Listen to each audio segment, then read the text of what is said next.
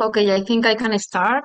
As we will be doing the introduction, the people will, if it's coming a little bit later, will get the good information that it's all of the speakers and the moderator making the introduction and explaining the successful projects. So, welcome to all of you. Thank you very much for registering and attending that webinar. That webinar is in the ShapeU project, that it's European Affordable Housing Consortium.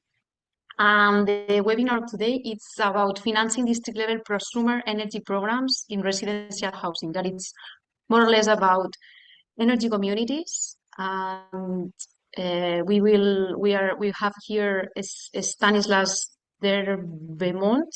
I don't know if I'm pronouncing in a good way. He will be the moderator. You can pronounce if you want later your surname. Sorry. And he's development manager at Rescope EU.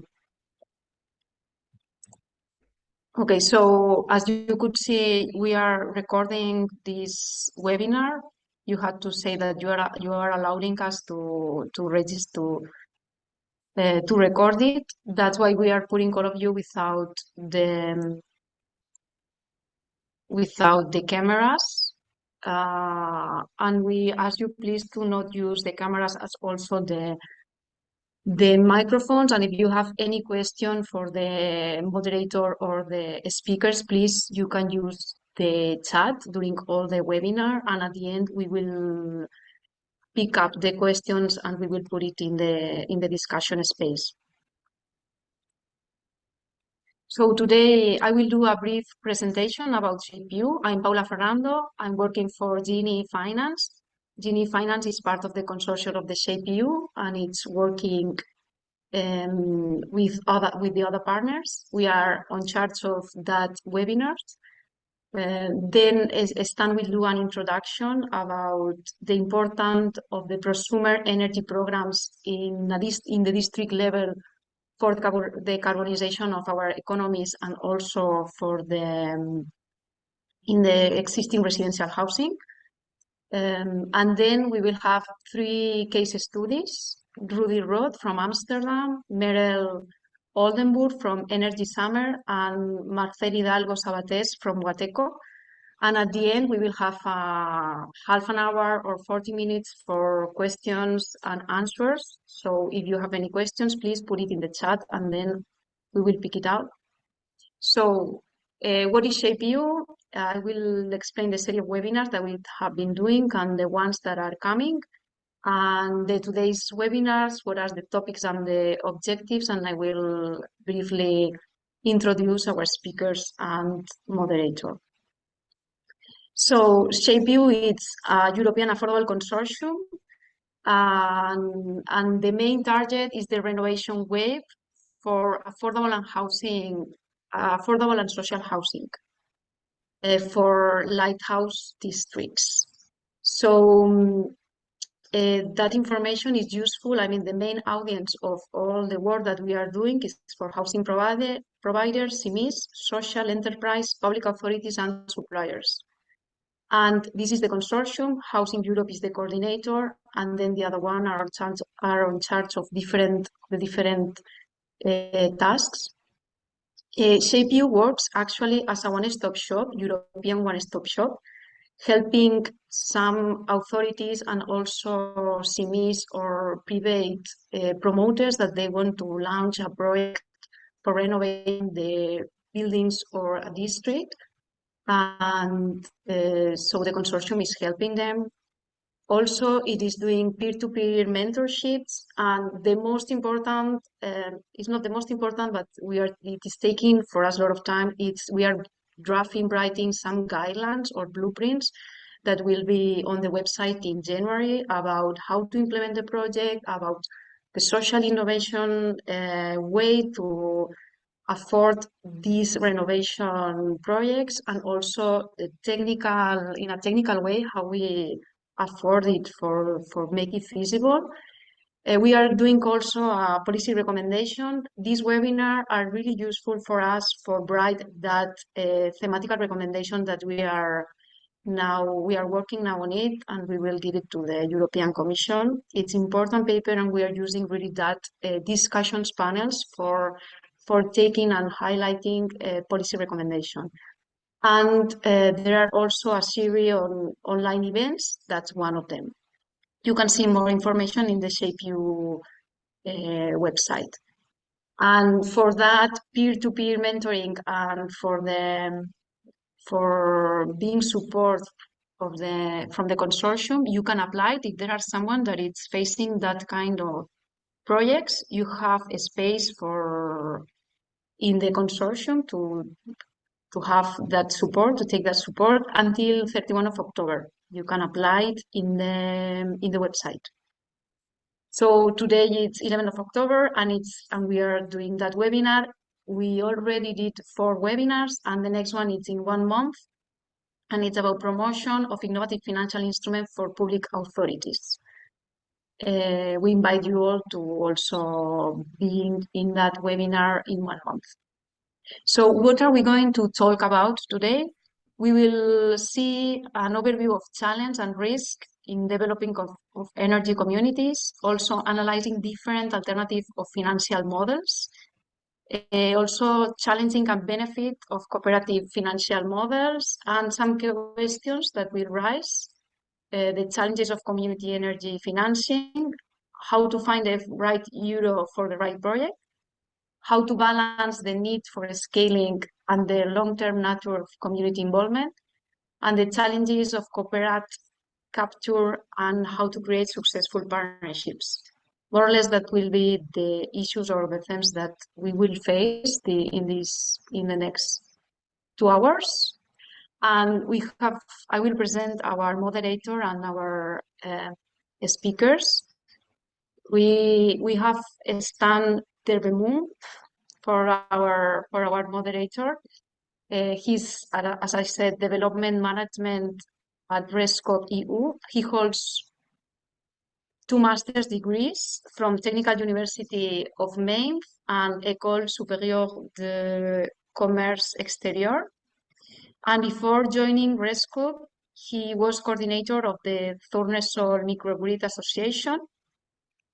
And she joined Rescope at 2016 as a project manager in the Project Plus project, and he has really broad experience supporting several other EU funding projects. And in the 21, he took the role of development manager, and also is coordinating the live project Access to Capital for Community Energy. In the 2022, Stan also participated and co-founded a cooperative named Blue Power in Brussels, and he was elected as a board of director, and he's also coordinating the lead of the financial and administrative working group. So he has really a really complex way and about the financial skills, about how to financial energy community. We have also Rudy Roth. He was under Atelier Project. Atelier Project was a smart city project that was running. I think it's already finished. You can explain, Rudy will explain us better after. He's from the Amsterdam City Hall, and he is a physical by education, and he has worked in an energy sector for 36 years. Also, we have here, okay, the name is Merel Oldenburg. Sorry, there are a mistake here. She's Merel Oldenburg. He's project manager at Energy Summer, and he's currently focused on financial schemes and regional collaboration between energy communities, and her background is the complex systems engineering. And then we have Marcel Hidalgo. He's an expert in the energy transition as advisory and sustainability, and he founded Wateco in the 2019. Wateco is a startup focused on the financial and renewable projects using blockchain technology. I think will be really interesting, his presentation. So that's all from my side. I give the floor to Stan, and he will do the introduction about the energy communities and the importance of them in that energy transition. Hello, everybody, and thank you very much, Paola, for um, introducing us so well, and specifically introducing what we're going to be talking about today. So my name is Stanislas Davemo. I agree with you that it's a difficult name. Unfortunately, French people have a problem with that. So my name is Stanislas Davemo. I'm working with the team at Rescope EU. What are we going to talk about today is three great speakers that are going to talk about financing district level programs for affordable housing. There are many aspects of that that are quite innovative, both in terms of looking at community mechanisms to support building renovation, but also in terms of the financing tools that are necessary to do that. And so what are we going to talk about today is really get into the details of certain examples that are really looking at both innovative financing tools and at the same time really focusing on that district level projects and really trying to get a full scale transition happening at the local level through energy communities, but also through prosumer actions, so individual actions as well. So just to set the scene a little bit on what exactly are we talking about and what is the policy environment. So obviously most of you will recognize the graph on the right of your page, which is the Green Deal graph that was communicated by the Commission, the Commission's President, Mrs. von der Leyen, around what are the objectives of the transition of the EU by 2030. And they were looking at obviously very bold objectives in terms of the scale, but also the completeness, the systemic transition that we're looking for in the EU. And I think there are two things that really struck me in that sense. The first one is the fact that we need to have a very fast, but also a very complete renovation in that Green Deal communication. Obviously, linked to that, there are two major files that were proposed by the Commission in 2020. The Renovation Wave Strategy was looking at exactly how do we encourage, how do we increase the renovation rate in the EU. And really, the Commission, once again, taking a very bold stance on this and mobilizing a significant amount of public money to support and trigger a higher renovation rate. Right, we're meant to get to 4% of renovations per year, all sectors together. So that is really a significant objective in terms of the amount of renovation that needed to happen, both in the industrial sector, but also in the residential sector. And obviously, there we're talking about very different segments of the markets. The residential sector being one of the major challenges for most member states to tackle. Many member states have created actually specific schemes dedicated to the residential sector without much success, to be honest. As of now, the renovation rates in most of the EU member states is not where it should be in order to reach the 2030 objectives of 35 million buildings renovated by then. So what we're looking at is a ramping up of a number of schemes that are meant to be realizing the objectives of the Fit for 55, which is a reduction 55% of the carbon emissions by 2030, which was published part of the 2021 package, or revised as part of the 2021 package that is now coming to an end. We went through the Renewables Directive, the Energy Efficiency Directive, and now we're finishing up with the Energy Performance of Buildings Directive. So we're really looking at a complete arsenal of policies at the European level that are going to be all targeted at one thing and one thing only, which is to get to a full-scale transition, and specifically targeting the most difficult part of that transition, which is the renovation, the deep renovation of buildings. Obviously, in that, energy communities have a strong role to play. And the reason is that energy communities are very good at targeting the most difficult segments of the renovation space. We're looking at residential housing, we're looking at residential programs, and we're looking at also the scaling in terms of depth of those renovation. Just before we start, it's important for me to clarify what we're going to be talking about today. So you heard already prosumers, you heard energy communities, you heard many things. what I want to make sure is that we agree on what are the terms of the debates here. And what you see on the left of your screen are the definitions that are highlighted in the clean energy package, which are going from active consumers all the way up to CEC's community, citizen energy communities and renewable energy communities. Why do you see this kind of pyramid shape? Is because we are going deeper and deeper in terms of the difficulty of the governance process, right? The how demanding is the governance when setting up a renewable energy community. And so there we're looking at a whole scale of actions that are going from active customers, which are simply people acting on their own, renewable self-consumers where production is also involved, jointly acting self-consumers, which are looking at really groups of people, but in an informal manner, and then going to energy communities where a legal form is involved. And we're really looking at this collaboration between public authorities, citizens, and SMEs at the local level, always going into more and more details in terms of really recreating those citizen collective, community collectives at the local level. So there, really, you can see that the clean energy package has created this third field of the market. It's not a public field, it's not a private field, it's a community field that is really looking to complement what the two other market fields cannot really achieve right now. And we're looking at this community field to really trigger a whole new segment of renovation programs. Obviously, the issue with this third sector is that many things are not yet in place, and so that is part of the things that we want to talk about today.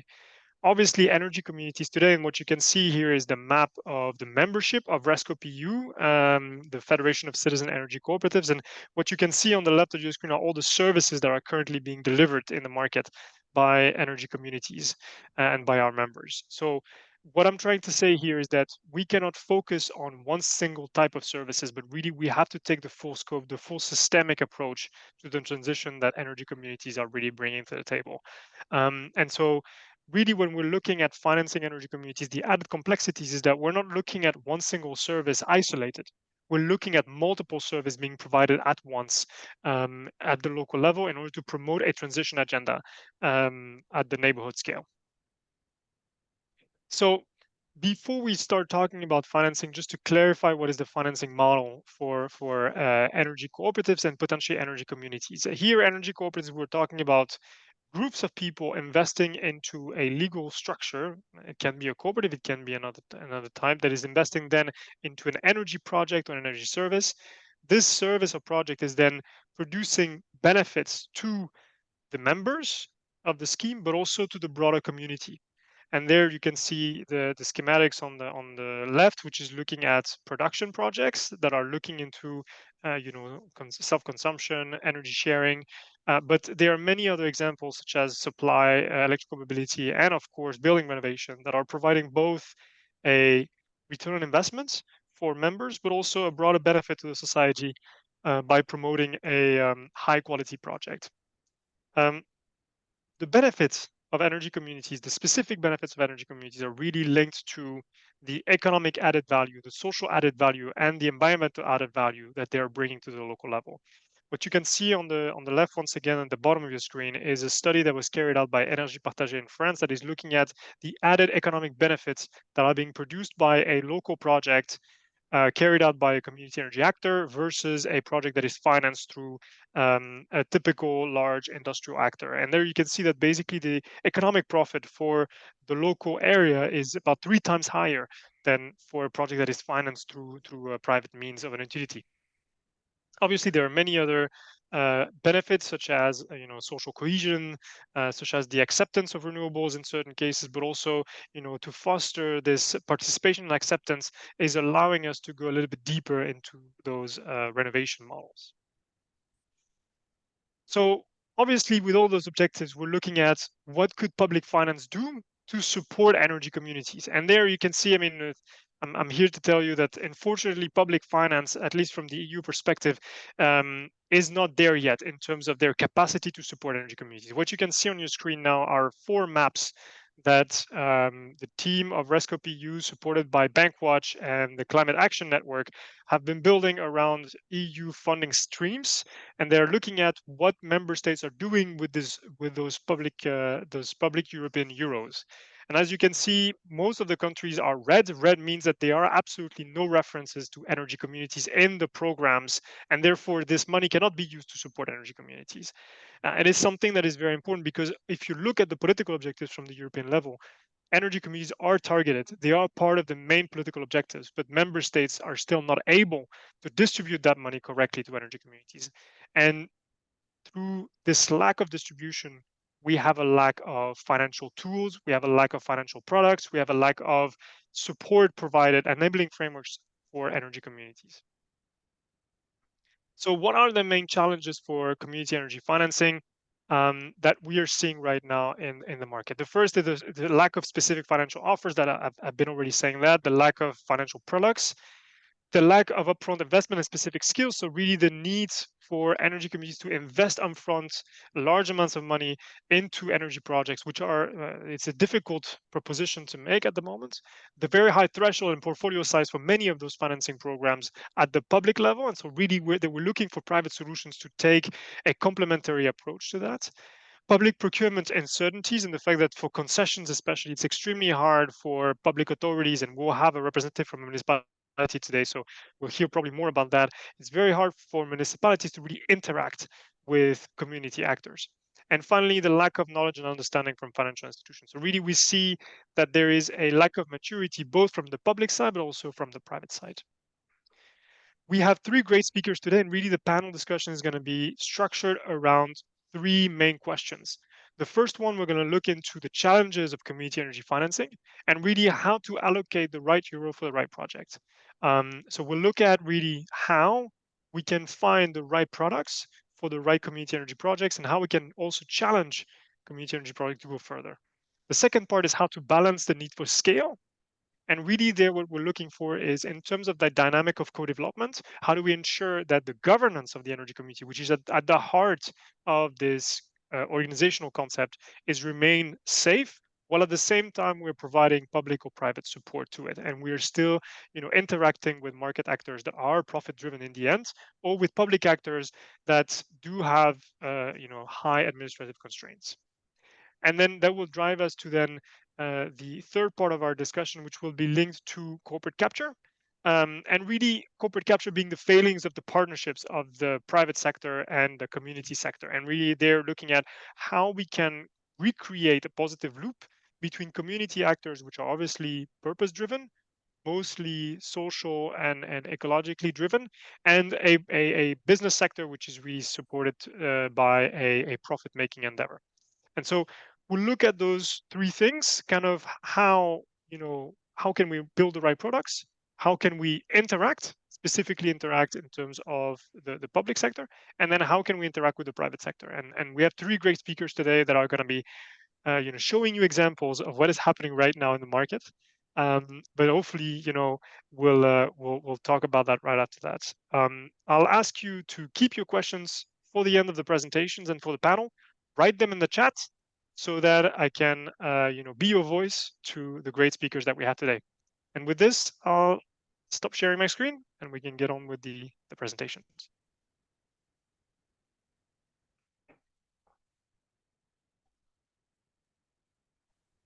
I believe the first presentation is you, Rudy. Do you want to take it on?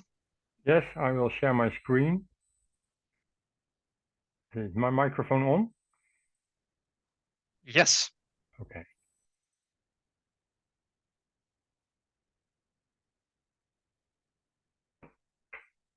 So do you see my screen now? Yes. Okay. Well, welcome everybody. My name is Rudy Rood. I was already introduced by our moderator. I'm working for the municipality of Amsterdam in the Atelier project. This is indeed a smart cities and communities project. It is targeting new build. I discussed it with Paula, but it was no major hurdle for being present today. So, but things like the financing, the issues about volunteers, the long-term feasibility of the energy community that we are trying to develop in our project is certainly issue in our project too. So I repeated the aim of the webinar here. Actually, the first bullet is a repeat from the advertisement.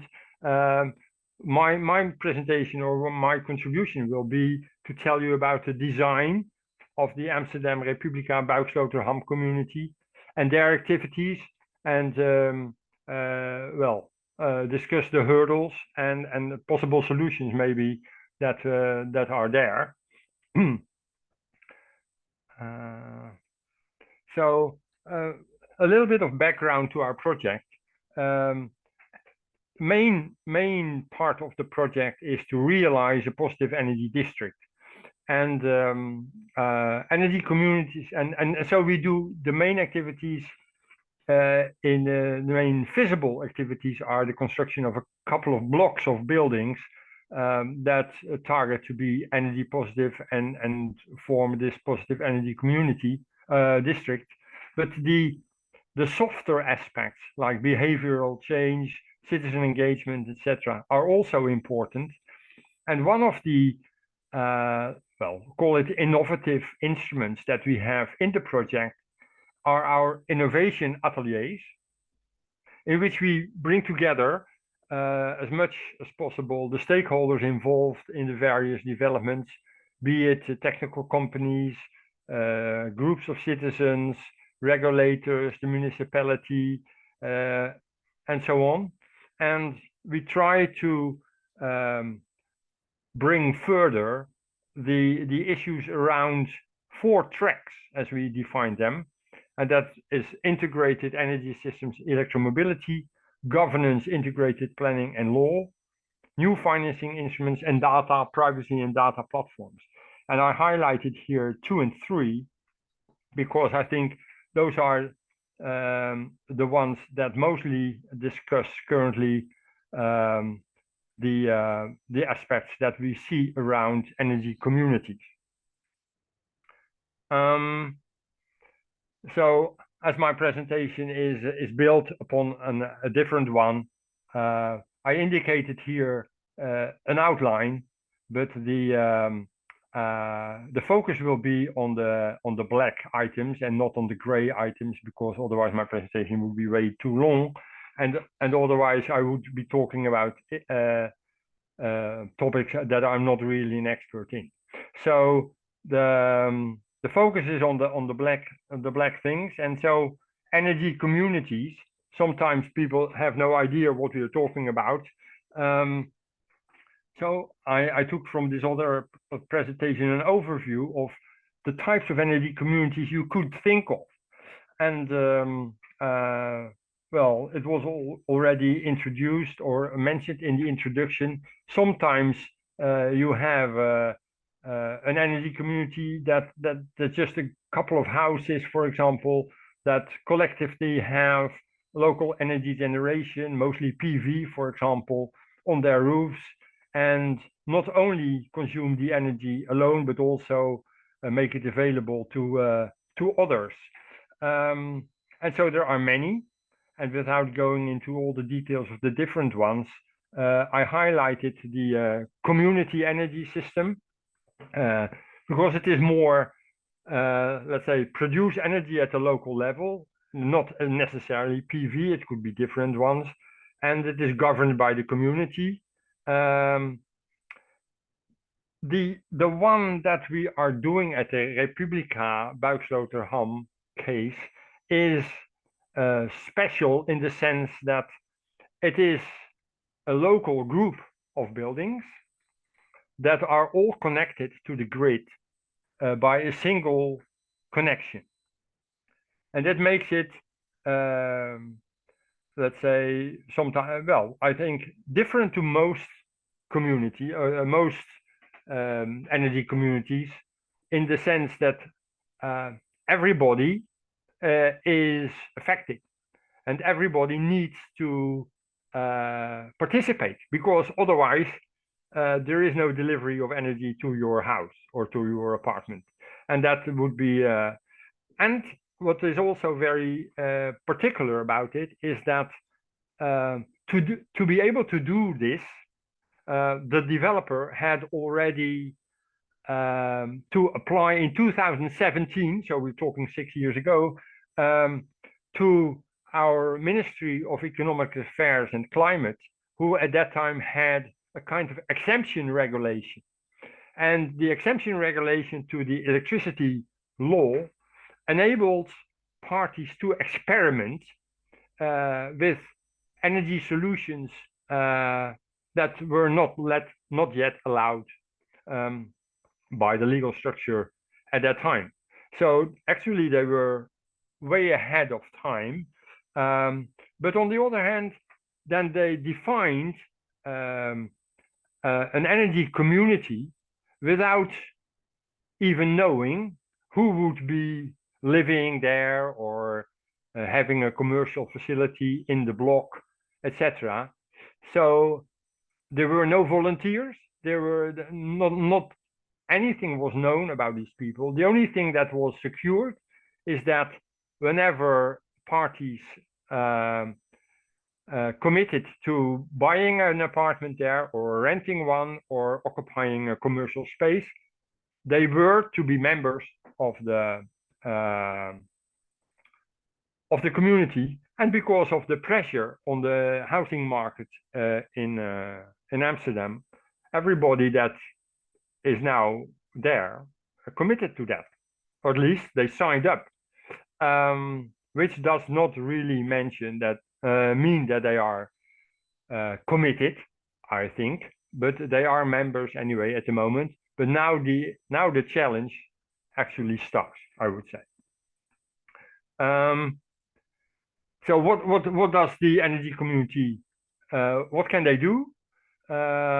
There is a lot of activities, and you have already had previous webinars on energy communities and so on. So it will look familiar to you. So I will not go into very much details. There are many activities that you can think of, and because in the definition, finally, there is or provide other energy services to its members or stake or shareholders.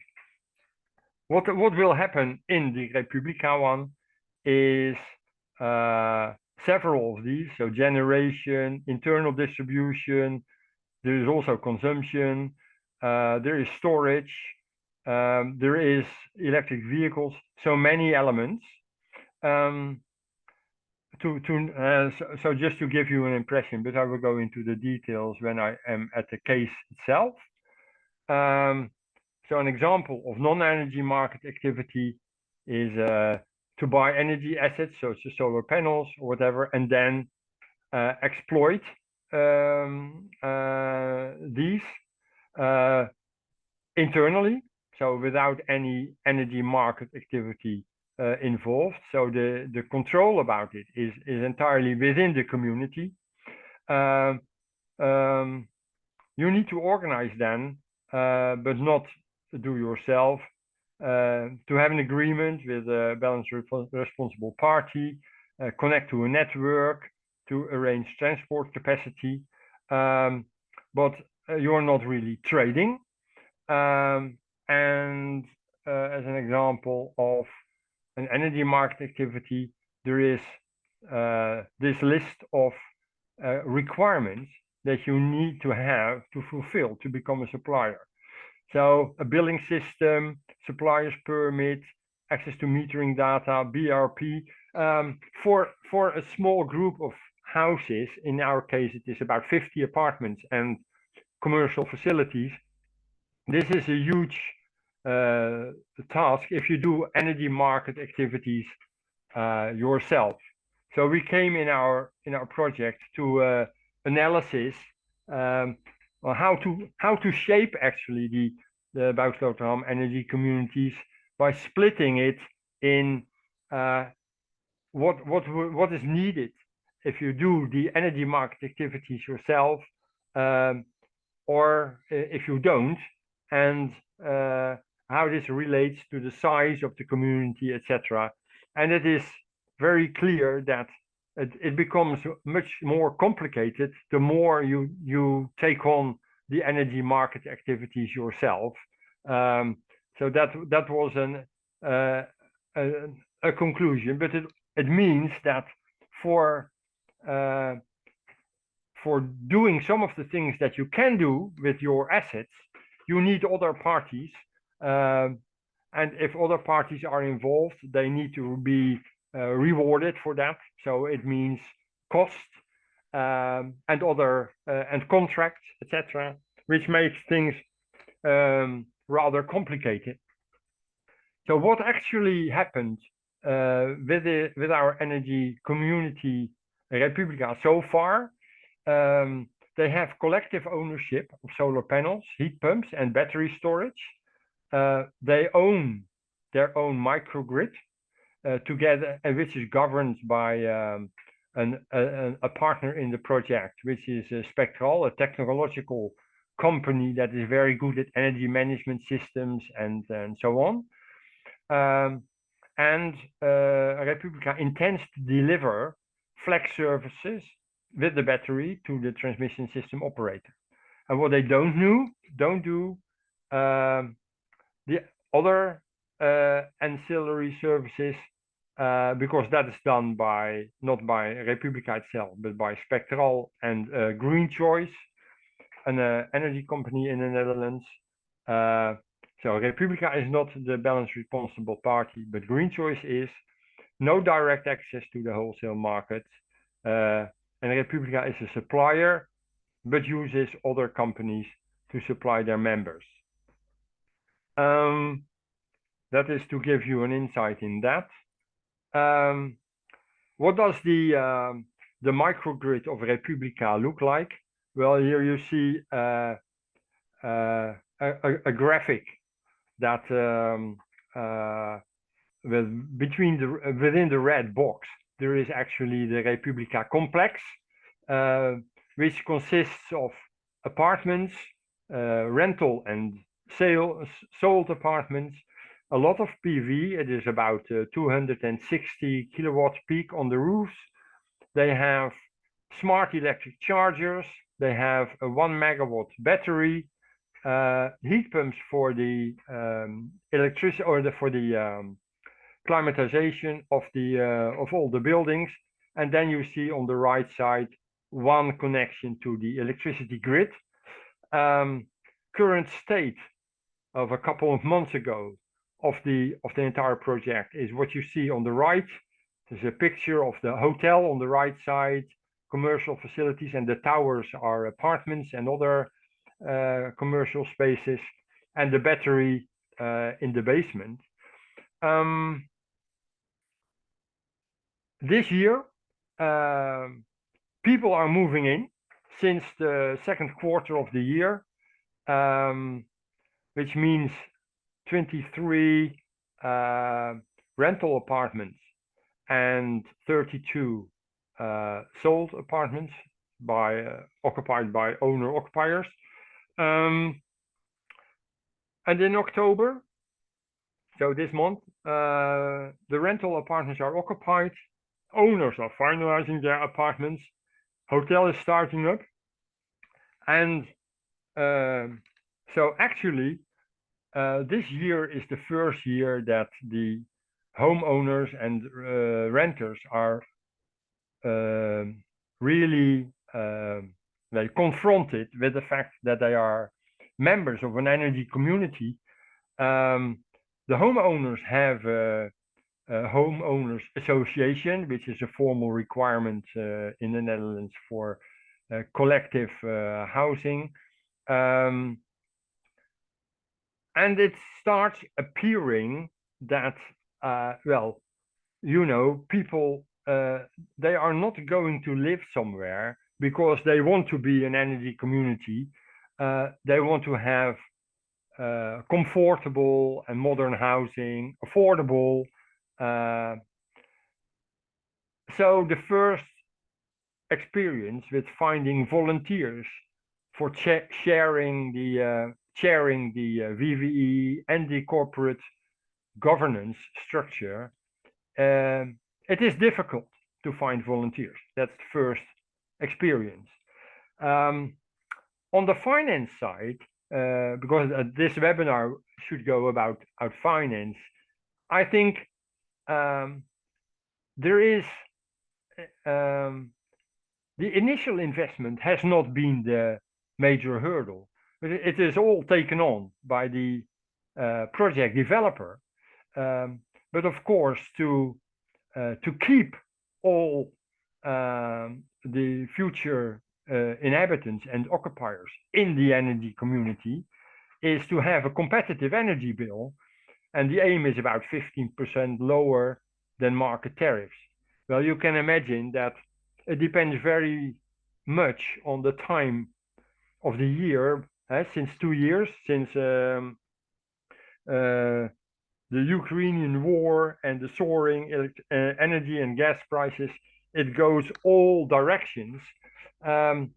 So what is 50% below the market tariffs is very much depending on the time of the year, and very volatile at the moment. But they try to achieve this by having one large consumer connection instead of multiple small connections.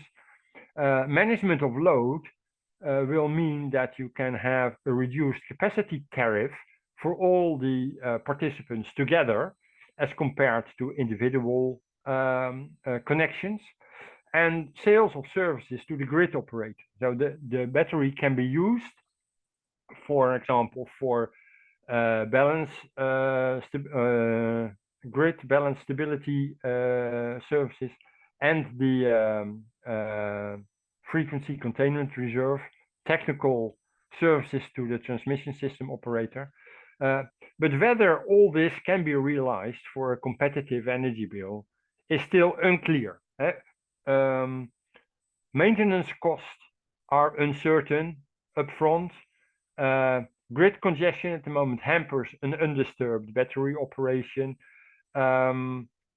So my conclusions at the moment would be that professionalization is needed, and maybe that is a bridge to the presentation of Energy Samen,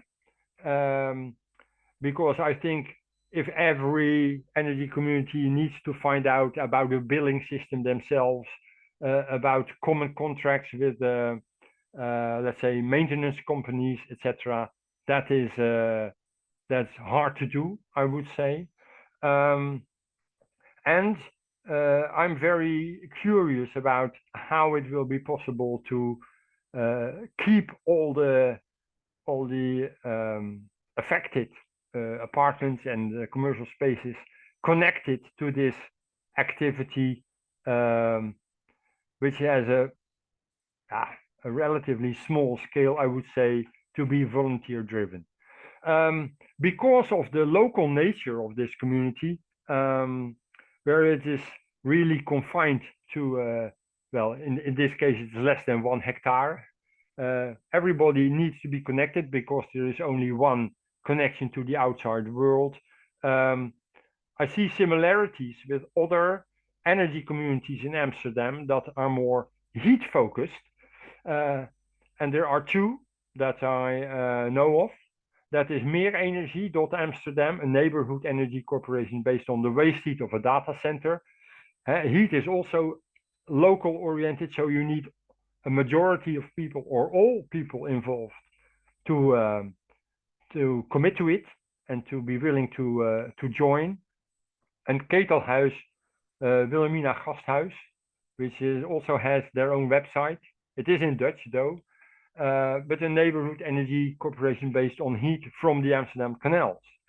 And these are interesting because of the reasons I said, a local character. What is the case for the 2 on this page is that they originated in an existing neighborhood with committed people and rely on a lot of volunteers. And yeah, also with them, it is interesting to see how in the long run, they transfer to a professional organization. I think that was it. If you want to know more, you can address me or my colleague, Lennart Schwolz at Amsterdam. I must say, not so common to announce, but I will retire from a professional life by the end of this year. So that's why I entered the name of my colleague. I think that is it so far, Stanislav. Great. Thank you very much, Rudy. And thanks for this great example. I definitely see a lot of the challenging questions that we're going to be discussing in the panel, specifically linked to indeed this this kind of top-down approach and how it can be co-developed with local collectives, and then how does that reinforce each other. With this, maybe we can go on to then the next presentation of Meryl, and then we can hear about the bottom-up kind of approach after this top-down. Yeah. Okay. Yes, I'll share my screen.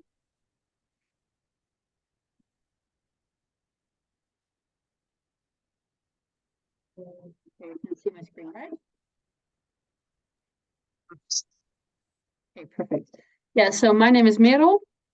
I work for Energy Samen, which is not a local energy cooperative, but the Federation of Citizen Energy Initiatives in the Netherlands. And in the Netherlands, 99% of those are energy cooperatives, and there are some others, but in essence, we fulfill a similar role in the Netherlands that Rescope EU does in the European Union. So our members are also not citizens, but actually citizen collectives. So at the moment, we have about 350 initiatives that are members spread across the country. But where Rudy just ended with professionalization is one of the things we started with, because we thought if as a local energy community, if you have to rethink every problem, it's going to take a long time. So we started with some advocacy and some projects to share some knowledge. And especially in the last 3 to 4 years, our organization has grown a lot because the community or the cooperative energy sector has grown a lot as well. And one of the things we started thinking about in 2018 was financing solutions. And we started with some pilots and a lot of trial and errors. Sometimes we fell and then we picked ourselves back up again. And then since about 2 years ago, we have what I would call a mature funding team. So we have one team in our organization dedicated to financing mechanisms for energy communities. It started with one little fund, but now currently we have 4 working funds that are mostly focused on PV and wind installations. And we also have 2 funds that are now being developed to be implemented early next year. One is on collective heating systems and one is on deep renovation, so more the topic of today, and probably a couple more coming up. So this idea of having collective financing schemes is taking flight as well. And today there's one question in particular I would like to focus on, which is how to incentivize citizens to invest. Because the financing mechanisms we have helps a lot, because a lot of times energy communities don't have sort of the swiftness of regular businesses. They aren't as quick as making big decisions, and they also sometimes are a little more risk adverse than regular businesses. So it's one thing to help them get funding, but it's also about getting them to invest themselves. We're not doing that bad. Up to last year, Dutch citizen initiatives raised about 140 million euros for their projects, but I think we can still grow and learn a little bit more. So this is a little schematic of the current funds that we have. So on the left side, you see the development fund, which is a revolving fund, which is for wind and PV on land for the very early startup phase of your project. So basically, the moment you have an idea, you can already sign up to the development fund and you'll get some pre-financing to sort of figure out your plan a little bit more up till financial close. This is what we call risk-free loans, which means that if your project fails, if the loan will become a grant. So it's also the money also comes from a national government. But if you are successful and your project will be realized, you'll pay us back with a success fee, and that way we keep our fund going. Then in blue, you see a project which is called the Deelnemers Desk, which doesn't really translate nicely to English, I'm afraid, but it's mostly based on a tool to arrange and administrate citizen investments, but it comes with a lot of help for example, on legal matters, what rules do you have to adhere to, etc.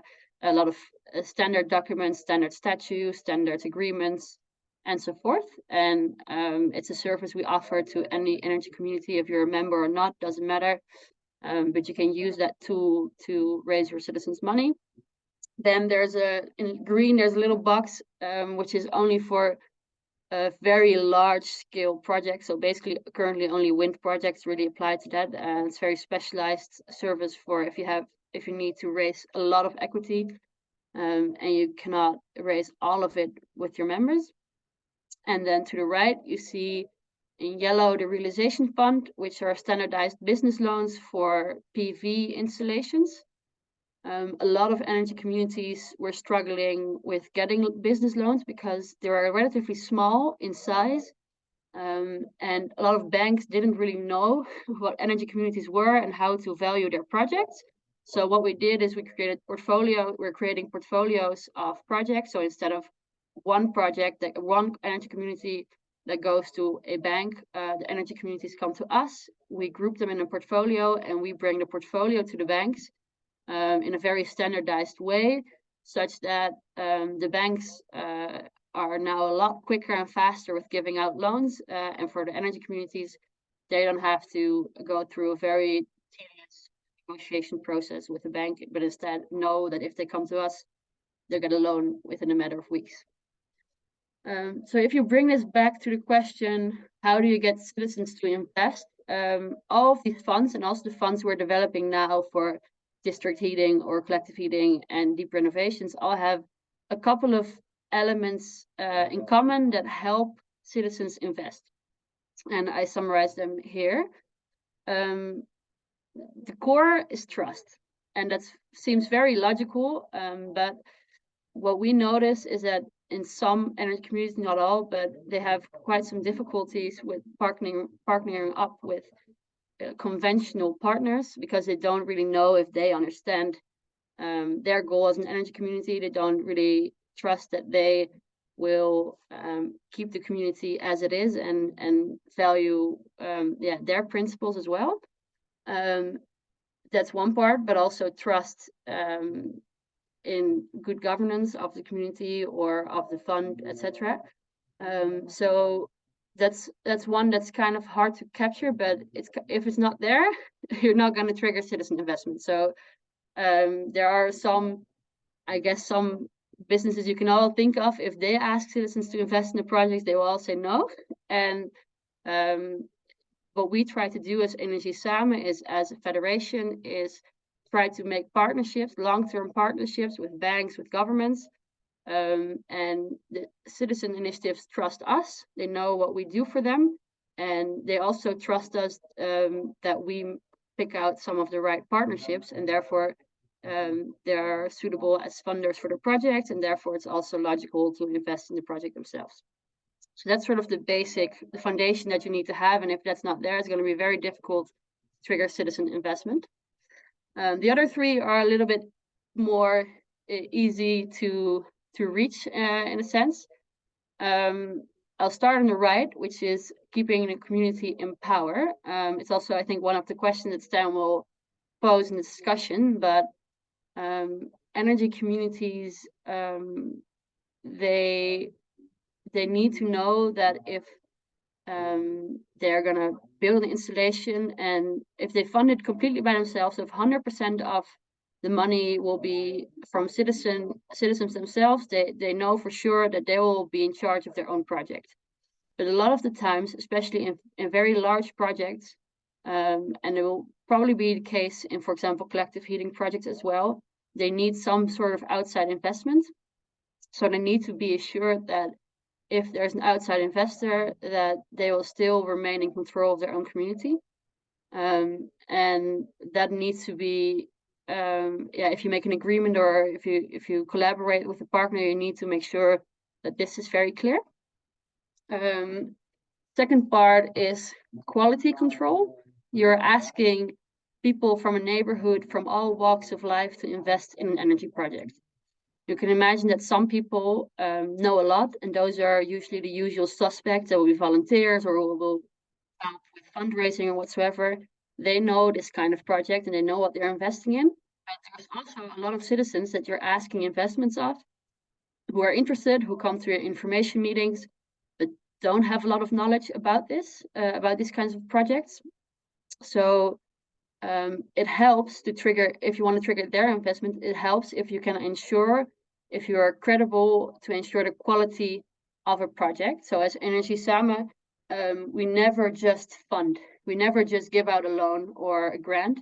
It always comes with quality control and monitoring and knowledge sharing activities, so that an energy community knows that it's not just money coming, but also some assurance that we monitor the quality, and they know that if we fund them or we help funding them, that and they're some way failing to keep up the quality of the project, we will step in and help them. We will never take away the power of the community, but we will come in and we say, okay, it's not going in the right direction because of A, B, and C. We can help you with these solutions. So we provide sort of an external quality check. And third or last thing is that it's nice if there's a first mover. If you are if you're not sure that a lot of people are going to invest, or as a citizen, you're not sure that you're going to make the goal, the fundraising goal, it can be quite a barrier or hurdle to invest. So a lot of our funds are, they work with a sort of a guarantee principle. So you apply for a certain amount of money. Let's say you apply for 1 million euros. It doesn't mean you're obliged to actually take that 1 million euros and the financial responsibilities that come with it. You can say, okay, we're getting at least 1 million euros from this fund. Then you can go to your citizens. You can raise money, and all the citizens that invest are sure that you will make your fundraising goal, so that their investment will not be in vain. And that's another element that we constantly see that helps people with sort of getting over the hurdle of investing. So a quick example of the realization fund, which is the business loans we do to PV projects. It's actually money from 3 Dutch banks, so it's private money. But the energy community deals with us, and we deal with the bank. So the energy community has a lot of can work with us to get the right documents in place, the right documentation, etc. And they are guided in doing it in such a way that they will get a loan easily. One of the quality checks we do is a business case model. So every project that's financed in this way will go through the same, their business case will be tested against the same model, which works 2 ways. The banks know it's a good project for them, but also people who are investing in that phase, in the realization phase of the project, also know that there has been an external check that the business case is sound, which helps to, if you don't have a lot of knowledge, again, it helps you to see, okay, it's actually a sound project. And then the first funder, so you can apply for the realization fund for a certain amount of money. But if then in the end you manage to raise more money from your own citizens, you're not obliged to take out the full loan. Whilst with a normal loan, a lot of the times, if you take out a loan, you have to oblige to those terms that you set up in front. So if you set up a loan for 1 million, you also have to pay 1 million plus the interest. Whilst in our case, you have some time to raise money in between, which means that if you ask for 1 million but only need 500,000, you also only will need to pay the interest on that 500,000. And the last point, so the community in power. We have a very standardized process and procedures. So energy communities know upfront that nothing will change in their government structure. We won't require any direct influence in the project. And of course, because we as Energy Samen are the intermediary, they trust us as a partner, and they don't have to figure out themselves which banks are good partners and which aren't. So that was was an example of realization fund, and my example quickly explained. So obviously I can talk for a lot longer on all these funds, but I think for today, the question how to get citizens to invest, it really these 4 points. So make sure there's a first mover, make sure everyone knows that the project is high quality and there are credible checks. Make sure you don't compromise the governance structure of the energy community and have trustworthy partners. And yeah, if you cover these elements, you have a good chance of getting your citizens to actually invest. So hopefully this will help you with thinking about your financing solutions in the future. Thank you. Great, thank you, Meryl. This presentation. Might I add that indeed you show it now on your screen. Energy Summit is currently collaborating with many partners from across Europe through a project called ACE, Access to Capital for Community Energy. This life-funded project is currently looking at analyzing and replicating the models that Energy Samen are currently building in the Netherlands into many countries, and looking at how those could be potentially adapted in the 5 countries that you can see now on the bottom of your screen through the logos. So thank you very much, Meryl. We went through public financing, or let's say top down. We went through bottom up, which is what Meryl really is explaining. Now let's hear it from Marcel, who's going to tell us about an innovative financing scheme, looking at partnering up between a private actor and a community members. Marcel, the floor is yours.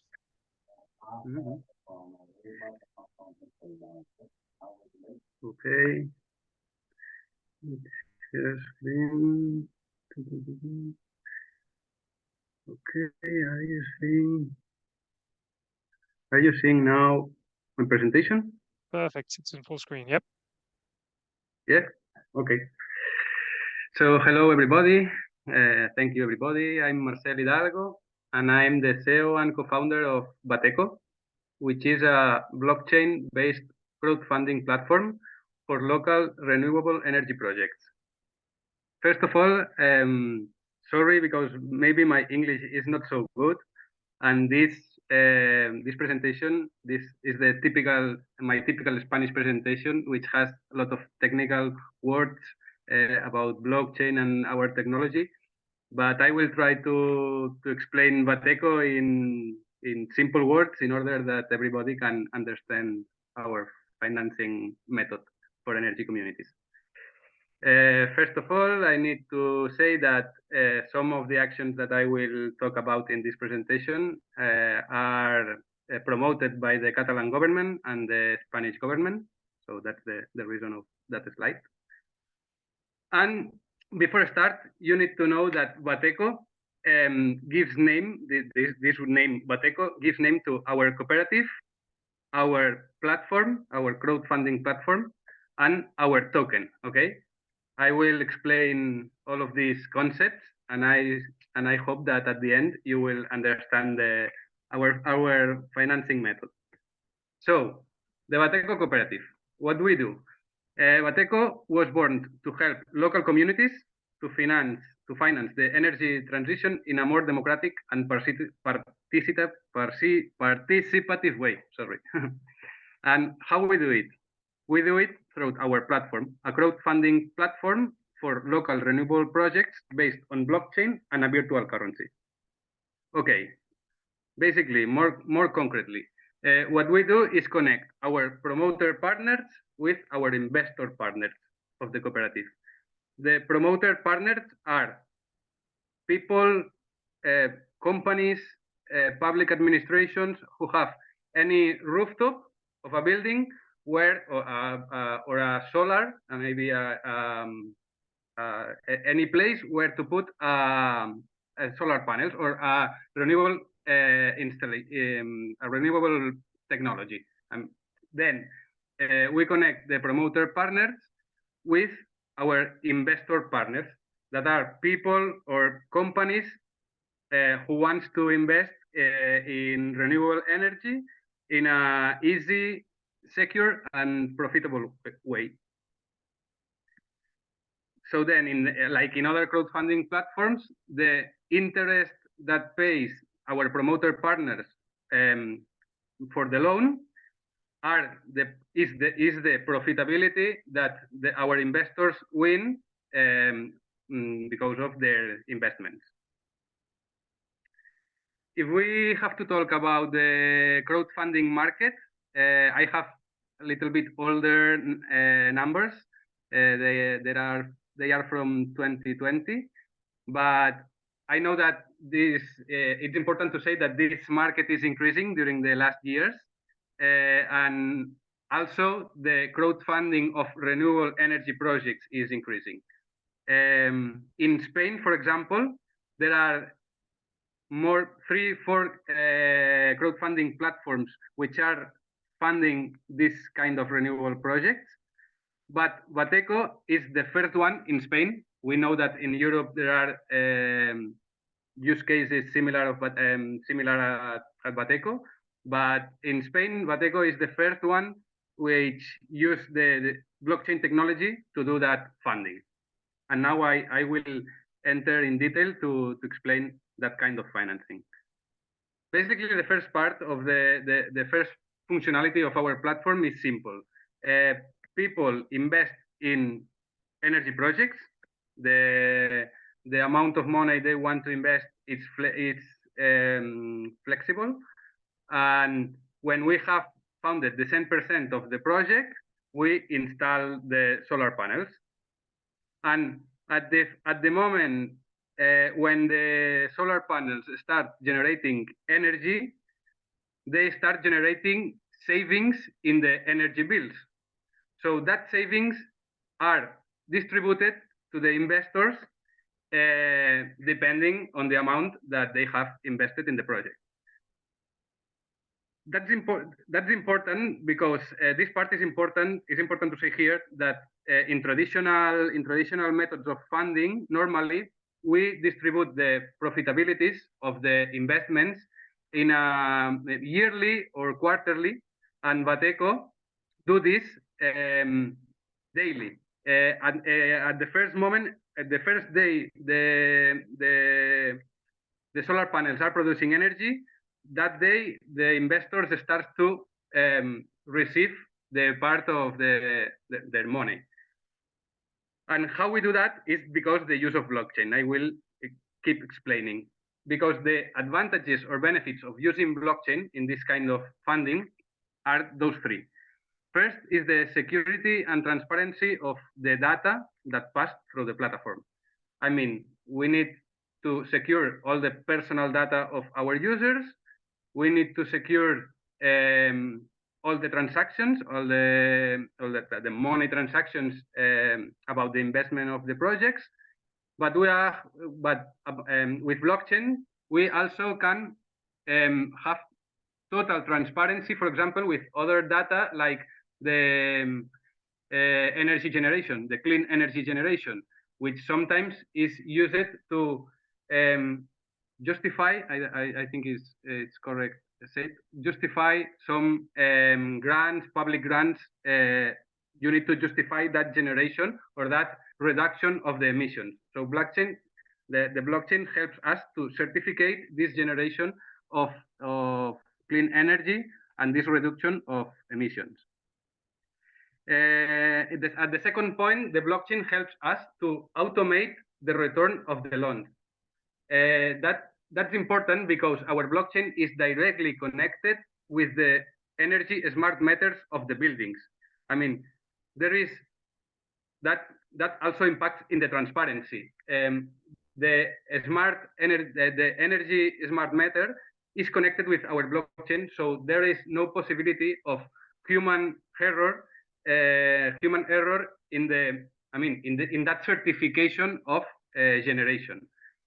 And this connection between the smart meters and our blockchain is what helps us also to automate this return of the loans, because we are counting exactly the impact, the economic impact that the generation will have in the next energy bill, and that's the price that our promoter will pay at the end of the month for in a return of the loan concept. I mean,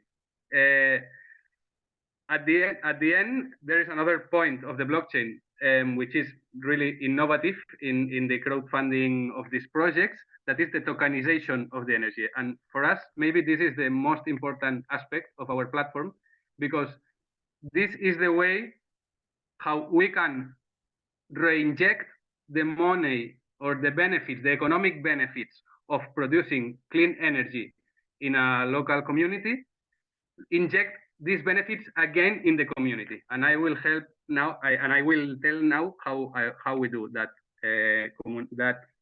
tokenization. So I need to talk about the Bateco token, our virtual currency, the token of our platform. This token is based on the idea of green money, and this idea was developed by Sean Turnbull, an economist. And he said that money becomes green when its value is defined by the electricity generated by a cooperative from local renewable energy sources. And that's maybe the essential of Bateco. What is Bateco? Bateco basically is a digital asset that is created and takes value with the generation of renewable energy.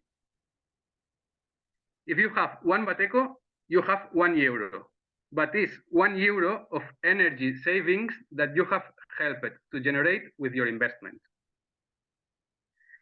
After you generate the Batecos, this token can be used for buy locally and sustainably in the town where the energy is produced.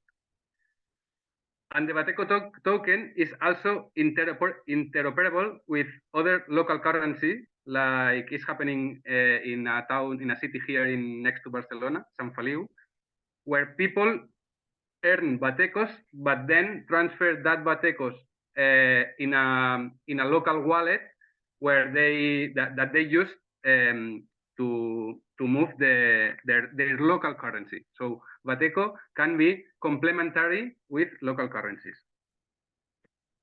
So then, now I think that with this graphic, you will finally understand how Bateco and our financing method can be used in a local community. For example, the example of Vallirana, it's my town. I live in Vallirana. It's also a town near Barcelona. And here we have funded 3 projects. So the Bateco, it's circulating in the town, and it's the first success case that we have. So what happened in Vallirana is that citizens and business of the town invested in renewable projects of the town. When we reached that funding, the 10% of the funding, we installed that solar panels, and citizens of Vallirana, start receiving money in a Bateco format in their wallets of the platform. When they have the Batecos, they can go to the local businesses and spend these Batecos. And are these local businesses who can at the end change these Batecos again for euros instead of buying, I don't know, any kind of material that they need in order to have euros to have because the commerce sometimes, or maybe frequently, they need to use euros, and they cannot use all this amount of Batecos. So the local businesses are the ones who can change again the Bateco for euros. And as I said, now we have developed 4 projects, 3 in Vallirana and 1 in Sant Feliu. We have reached it's important to say that there are different kinds of communities that we have funded. Here you have a neighborhood community project. We funded 10,000 euros by the help of 37 contributions, people and businesses. And now this project is generating, or has generated, 1,120 Batecos that are circulating through the town to promote the local economy. Has generated more than 600 of green energy kilowatts, and has avoided more than, well, almost 400 kilograms of CO2. The same happened with another project here in Vallirana. This was a private house project about a family who had, I don't know how is it called, this kind of brothers, well, a family with 4 children, but the 3 of them were coming again. And this is a kind of private project that we have funded by the help of 16 contributions. This is also generating batecos in Vallirana, in the town of Vallirana, and generating green energy and also avoiding CO2 emissions. And here maybe is the project that we love the most, because it's with a public administration in San Feliu, in a public building. And okay, here the project was a little bit smaller, but we have had contributions of 23 people and businesses of San Feliu, and it's also generating batecos in San Feliu, batecos that then the people can change for the local currency of the town to promote the local businesses of San Feliu. So to sum up, with our application, with our mobile application, every user can invest in local renewable projects of their city or province. Here you can see the screens of our application. You can choose the amount that you want to invest, and the application makes a prediction about the earnings that you will have. Then when the solar panels are installed, people start receiving the money related to the generated energy. Here you have the screens that shows this daily winning. Okay, there are 10 cents of euro, 6 cents of euro, but they are daily. They are earnings that are daily. And at the end, you can use this money that you have in the application in your wallet to pay in that towns that I've said now are Vallirana and San Feliu, only 2 towns here near Barcelona. But our startup is increasing, and we are reaching new towns. New towns where we can develop this renewable and community projects that will have impact in the municipality, ecological impact, because we produce green energy. And we reduce our emissions. Social impact, because we improve the digitalization of the local businesses, and we improve the citizen participation in the energy transition. And finally, an economic impact of our project, because we have economic savings in our energy bills, or in the energy bills of the building, and we promote the local economy. And that's all. If you have any question, you can ask me. Again, sorry if my English is not so good, but I hope that you can understand Bateco a little bit. And if you want to contact me, here you have all the ways to do it.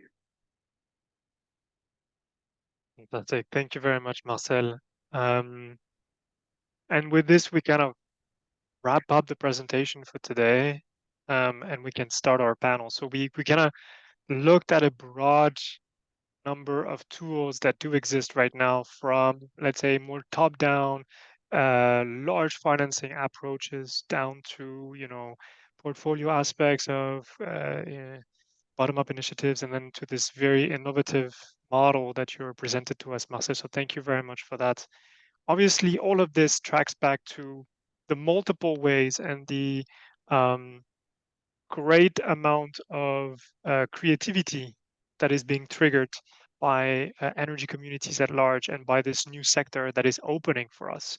But before we get onto, all the opportunities that do exist, there is a number of barriers that were mentioned early on in my presentation, and I'm curious for us to talk about that, and specifically to start with how to find the right euros for the right project, right? So obviously, and I want to start with you, Rudy. I mean, when you looked at a project of such a large scale, which financing partner do you find, and then how do you find also those financing tools that are fitting for community energy ownership? Here we're talking about obviously encouraging both local governance, but at the same time the fact that there are many specific issues, and you mentioned some of them, right? The fact that people are not that involved, people are non-professional.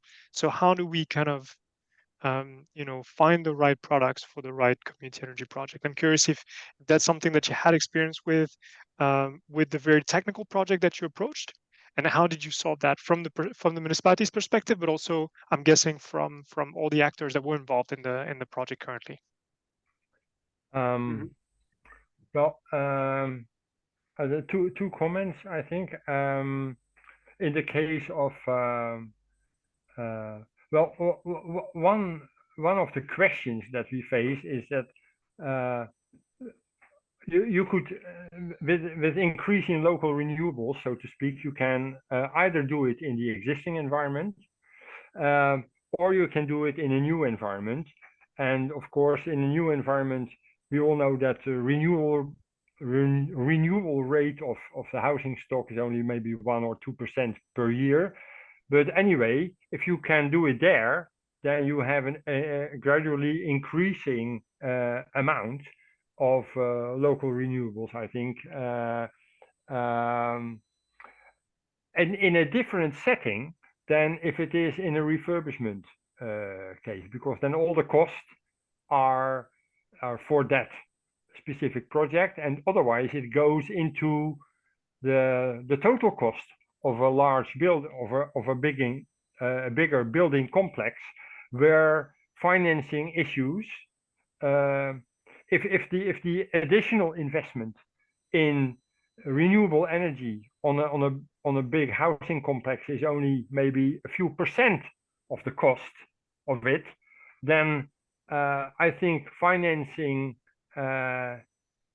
is easier than in a separate project, because in a separate project you always have directly the let's say payback time of it, whereas for, let's face it, who talks about the payback time of their bigger television?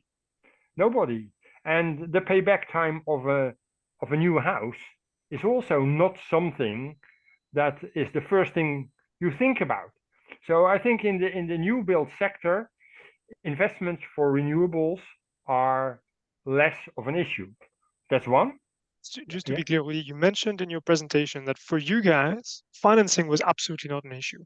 Money is not a problem, but do the people in the but on the other hand, then the cost of that to a certain extent is the fact that people didn't feel very involved, obviously, because they, as the project goes on, as the time passes by, people disengage. So how do you see that kind of tension between the engagement that we want and therefore the ownership that we have to provide for that? But at the same time, the fact that we're talking about large amounts of money. Yeah, so but I thought your question was mainly about the initial investment and to get it funded. What I think is needed is that we have examples of such a concept where the energy community is designed before actual people enter, because that's the way how the construction sector, the new build construction sector in the Netherlands works. And a developer designs with the architects a building that he thinks is attractive to the market. And I think nowadays those are buildings that have low energy bills and use renewables as much as possible. But to keep people in the energy community, because energy, you can choose your own supplier in the Netherlands. So it needs to be attractive some way. And I think if we can ensure that there is trust again, that this works also in the long term in a affordable energy bill, because you have maintenance, you have services that you need to buy, billing systems, whatever. I think that is a main thing, and Energy Samen is part maybe of the solution in professionalizing the services around these energy communities. Carol, do you want to react to that? I mean, Energy Summit obviously is supporting the development of local collectives, but I would say your approach is radically different, right? You're starting from citizens' capital. So is that really what needs to be done? That you just package projects and then you just finance them? How do you see that? Well, I think the way we see it mostly is that we are an intermediary and we listen very carefully to what the sector needs. So our first fund was development fund, because at that point in time, collectives, energy citizen initiatives were saying, we are not able to find financing for the development phase. Can you help us? Okay, then we help them. And then after they had that, they were like, oh, but now we need to raise equity. And now we need to raise debt. So it's kind of like, like a snowball effect. Like, okay, now we have one part of the project financed ESD. Now let's do the next. And I think our approach firstly is to listen to the bottom-up organization, to all the initiatives, what to do. And then the second part is that a lot of times the funders, if it's private or public, it doesn't really matter that much. They have a huge list of requirements, and it's always quite a complicated negotiation process.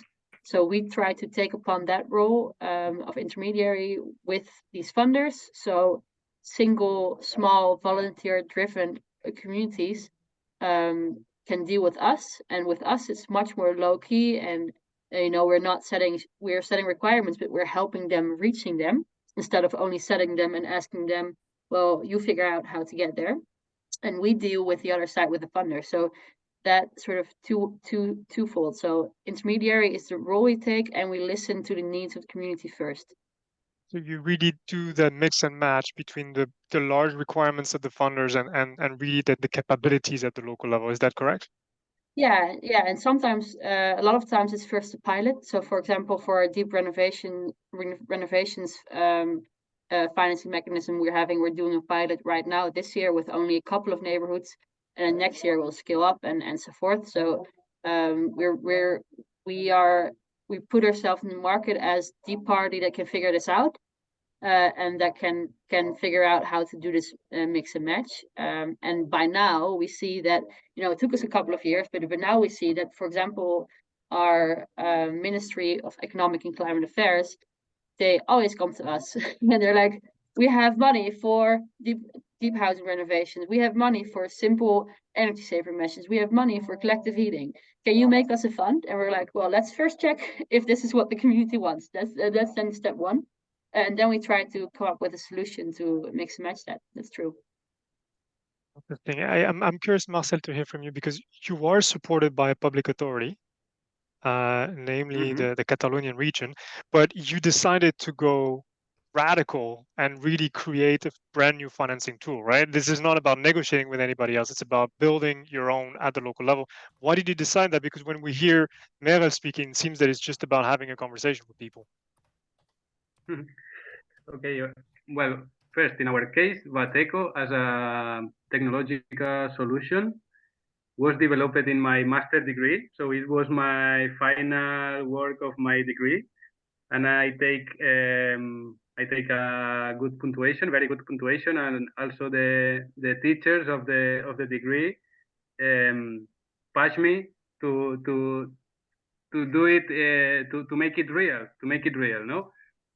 Basically, the main part of the Bateco is our currency, our token, our cryptocurrency, if we can tell it like that. We are out of the markets, of the crypto markets, of any speculation. We use the blockchain technology, but we are a part of that sector of cryptocurrencies. And okay, I started alone because of that entrepreneurship. I mean, with this startup, with this idea, and then I received this help of the public authority. So then, to answer to the question of the right euro for the right project, for example, in that case, with the public administration of San Feliu, we have divided the cost of the project. First, well, I have to say that we only finance the technology. We don't finance the energy community with their administrative task or legal task. We finance the technology, the solar panels or the turbine or the wind turbines. But that's the only thing that we finance. So we have the project and we divide the funding in parts. I think that the public administration is interested on that tool, which is Bateco. I think that maybe the local commerces, the local businesses can be interested in that tool, which is Bateco. And at the end, so we have more or less the public investment of the project, the first part of the funding, of the financing is public. Then we have like big investors, enterprise, who can put a bigger amount of money, so they will have more profitabilities. And at the end, the third part, we start finding in the community, and we find people who they will not invest maybe for this profitability, but yes, because of the social impact or the ecological impact of the project. For example, and this is related with the next question that you are going to make to us, no? But Bateco is based on the idea that around every building there is a community. So around the school we have all the families that bring their children to the school, and if we want to put solar panels, we can construct any speech that that gives to that people the recognition that they are helping and they are participating. They are participating in that. Also, in a industrial industry, for example, all the industries have their user, their clients, the people who brings them the materials to develop or to manufacture all the things, and maybe they are the first interested in participate, having a return of that, of course, having a return of this investment, no? Participate, co-finance this project, knowing that they will have an economical return of that, no? But the idea for us is to divide these parts of the projects in these three parts: the public funding, the big investors funding, and then the citizens funding or the social funding. Basically, what you're telling us is you're agnostic in terms of the type of ownership that is present in projects, right? Your only job is basically to pass on the money to the projects in order to create those tokens that will then encourage the local economy.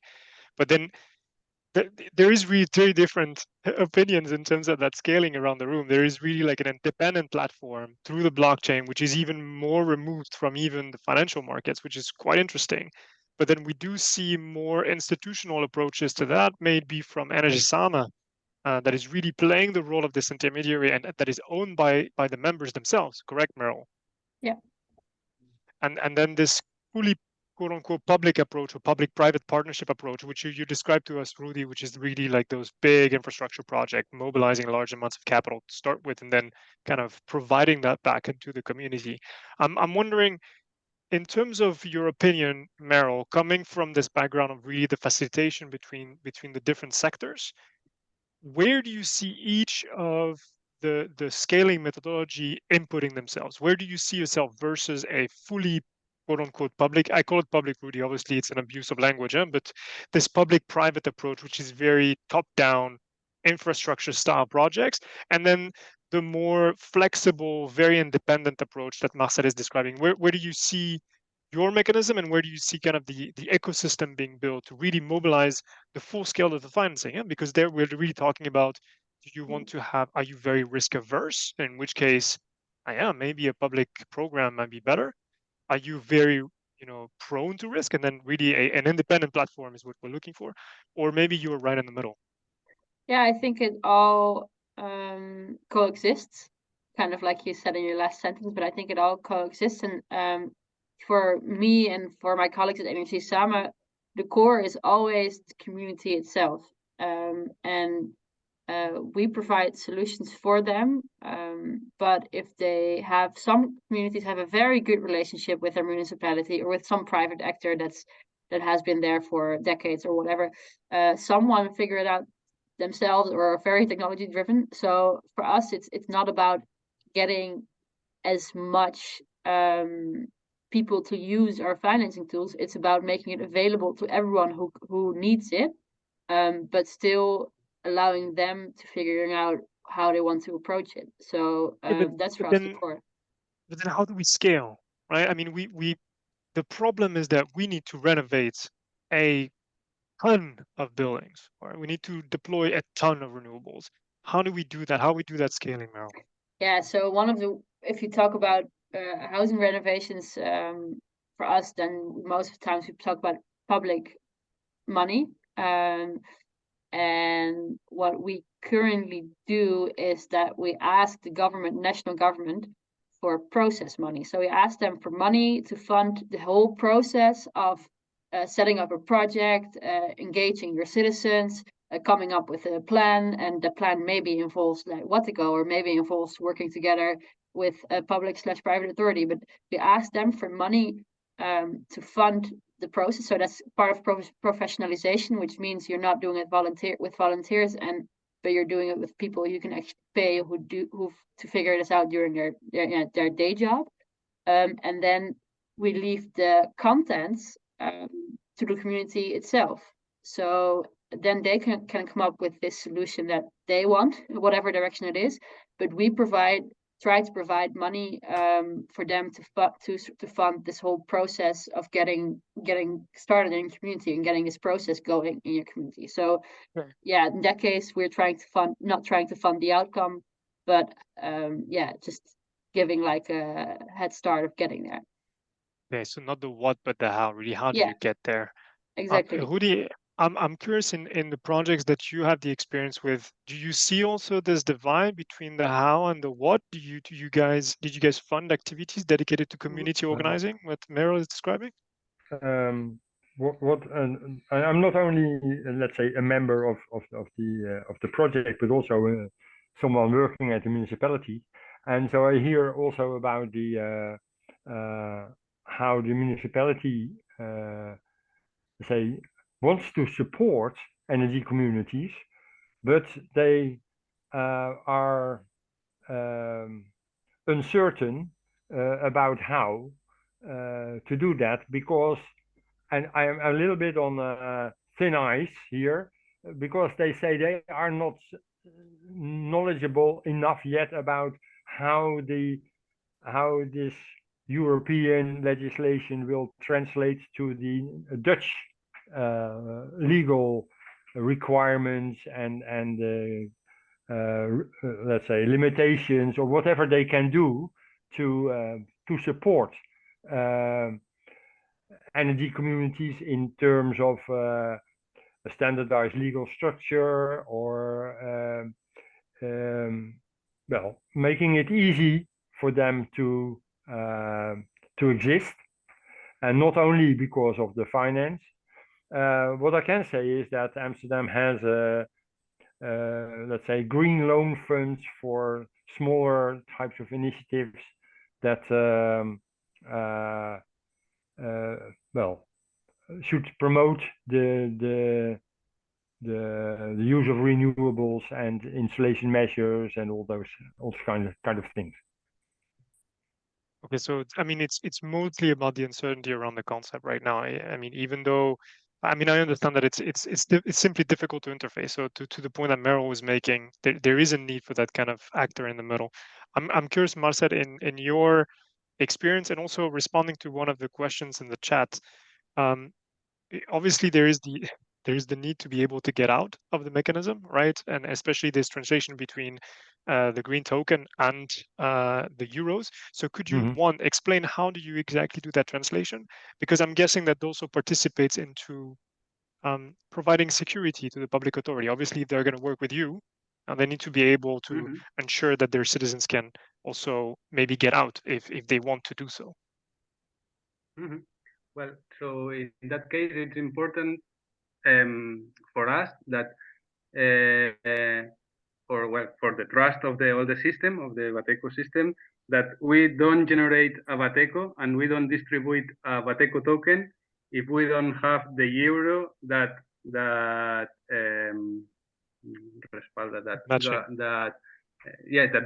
match him exactly. So in this case, the block the ones who has received the loan, no, the ones who has funded the project in this crowdfunding needs to return the loan, and the way that he returned the loans is depending on the saving that he has. So, for example, in the first bill, in the first month of the generation, the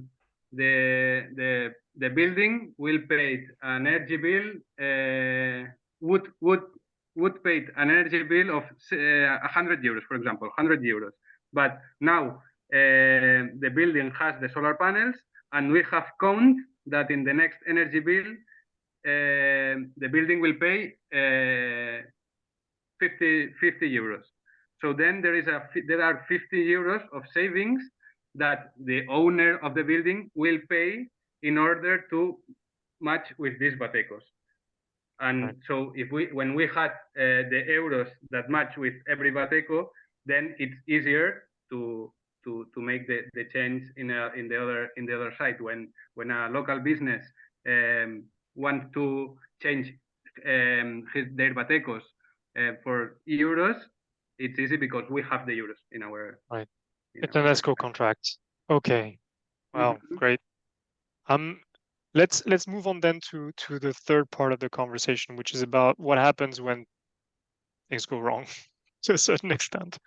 And specifically, I mean, it's good today because we are amongst friends, obviously, and we see both the private, the public, and the community sector working together. But we do have some examples that's not really the case, to be honest with you, where we do have a misunderstanding around the purpose of those projects. And I'm curious, Meryl, to hear from you. Like, one, have you had the experience in the Netherlands right now of large economic operators trying to get into communities or take over community energy projects, and why did they do that? And then also, how can we what I'm really interested in terms of how can we get out of this by providing the right benefit that everybody's looking for, right? Communities looking for social and environmental and economic benefits, and private actors looking for that financial profit, right? With what Marcel was describing, really the euros are coming back to the industrial investors.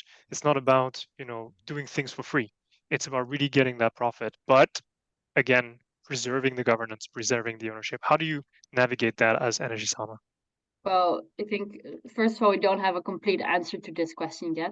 So it's ongoing, and we definitely had examples in the past where projects were indeed sort of taken over by parties who wouldn't really like to see. But what we've seen in the recent years, let's say last 2-3 years, is that a lot of new energy communities arose. There's currently quite favorable conditions in the Netherlands, so a lot of energy communities are arising, and they're trying to come up with first project, big projects. They start ambitious, etc. But if you have a very new energy community, they're also sometimes a little bit naive, and especially if the people in the boards or in the projects aren't, like, a lot of the times they're volunteers with little to no background in entrepreneurship, for example. So You sometimes see with recently we've seen with newer energy cooperatives that they're not sure how to collaborate. So there's two things that we do. One is that we as Energy Samen from a national level, we provide a lot of standardized documents like collaboration agreements, and we do webinars and workshops about it. On a regional level, so we're a national federation, but there's a lot of regional umbrella organizations, they do the same.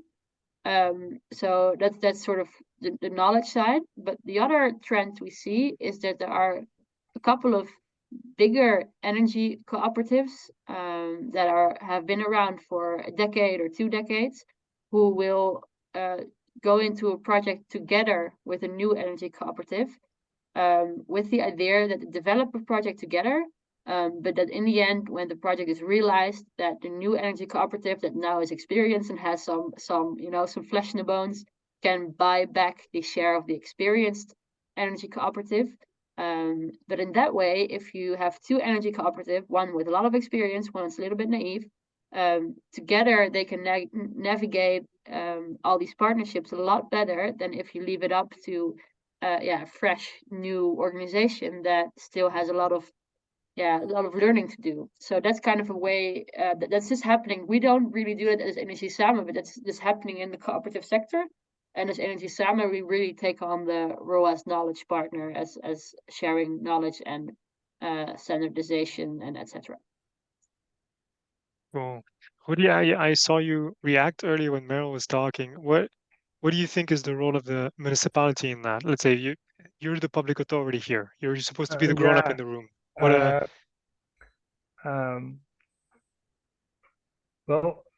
let's. I am thinking out loud. When I'm thinking out loud, I think at the moment some of the elements of let's say increasing the speed of the energy transition, which is actually what Amsterdam wants to achieve in the city, is not so much anymore the willingness or the amount of money to raise for renewable investments, but this is our cracking and squeaking of the electricity grid locally, and so we need to quickly look for solutions that solve that. So either reinforcement of the grid, or what we do in our project, make a more smarter use of the renewable energy by including storage, smart charging, etc. And I think that is at the moment a more urgent problem in Amsterdam than just the amount of renewables, because either they cannot be connected or they are on a waiting list. Well, I say the role of the municipality changes over time in just promoting it rather, and now more managing in terms of peak shaving, demand response, etc.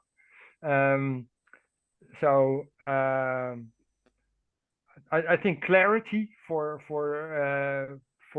let's say community investment is important. So we need to work on that, and also the on access to the grid, we need to work on that too. So that includes other elements than I think that Energy Samen is doing, and I think they are complementary. That is not no criticism, but we are if it is a more local oriented, like in a city, in a neighborhood, then you will have more to do with let's say convincing the majority to participate, whereas on a national scale, energy communities can exist by people that want to invest and connecting them to people that can produce. So I think the role of at least the Amsterdam community is shifting a little bit. Nice. I see. Okay. I completely agree with you. It's funny because every time we have those conversations, we start on financing, but then it's an energy webinar. So slowly we turn to the technical aspects, as the diseases of engineers, I believe. But the good news is that you also, in the meantime, answered one of the key questions that were asked in the chat, right? Which is, do we need to encourage energy communities to take on the multiple services that they can provide? And what I hear in your answer, Rudy, is that absolutely yes. The goal really here is to make them those systemic change actors that they are, and so to encourage them to take on multiple services, including peak shaving, flexibility, storage, and so on. I'm curious, Marcel, from your point of view, is that something that you took into account in your model, or not really? What is your place in this conversation? Well, no, I as I said before, we believe in the idea of um, of being part of a town, no, the importance of being part of that community, and to find the partnerships in that community, and we thought that is possible if you have an innovative project like it happens to us, no, an innovative and attractive, interactive. I mean, focus it on new generations of people also, no, the young people who need to be able. We need that them keep going with all these energy communities, no, in the future.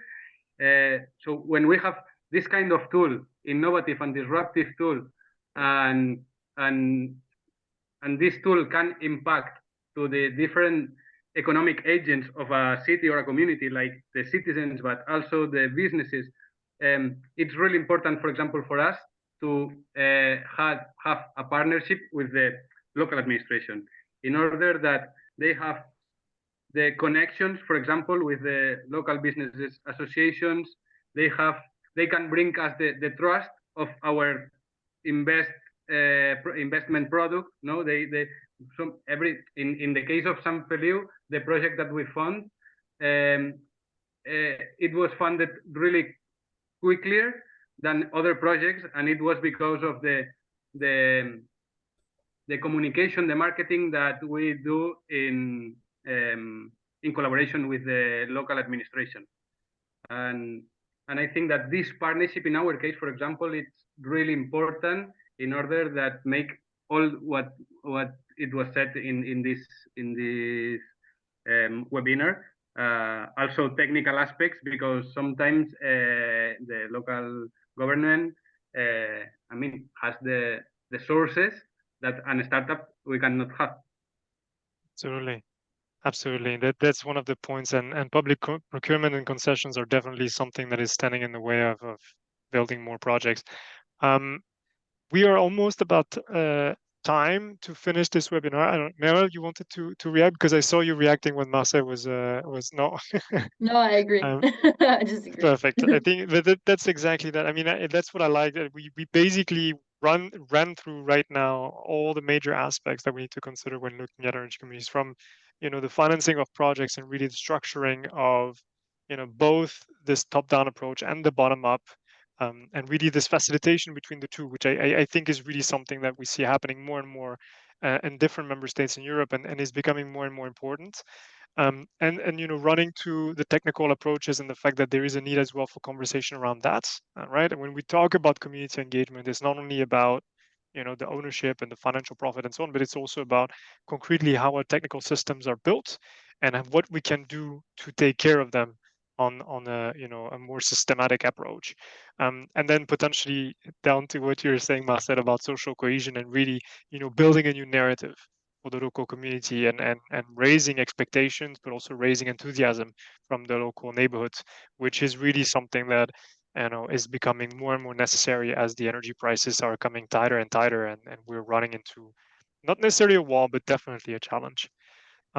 With this, I'll stop here. I want to thank you three very, very much for this discussion and your presentation, and I'll pass it back to Paula for the closing. Yes, thank you very much. I just have to say thank you also, Stan. You really drive all the discussion with taking account a lot of topics. Hope that Igor and Arthur that posted a question, they get the answer, I mean. And thank you, Rudy, thank you, Meryl, and thank you, Marcel, for all your explanation. Yeah, I think we will post this webinar in the Shape You channel that I put it the link here, and also the presentation will be available in the next weeks in the website. So thank you very much to all, and hope you enjoy it. Hope we learn it. I learned it a lot in this webinar. So let's see, next month we will have the next one, the last one. So hope to see you again all in 1 month. Thank you very much to all of you, really, the speakers, and Stan, really thank you for taking care of this space, and really you did really a good effort, like trying to understand and figure out the 3 speakers. So thank you very much. Thank you for having us, Paula, and see you next month. Thank you. Yeah, Bye-bye. thank you for Bye. organizing Thank it. you. Bye-bye. Bye. Bye.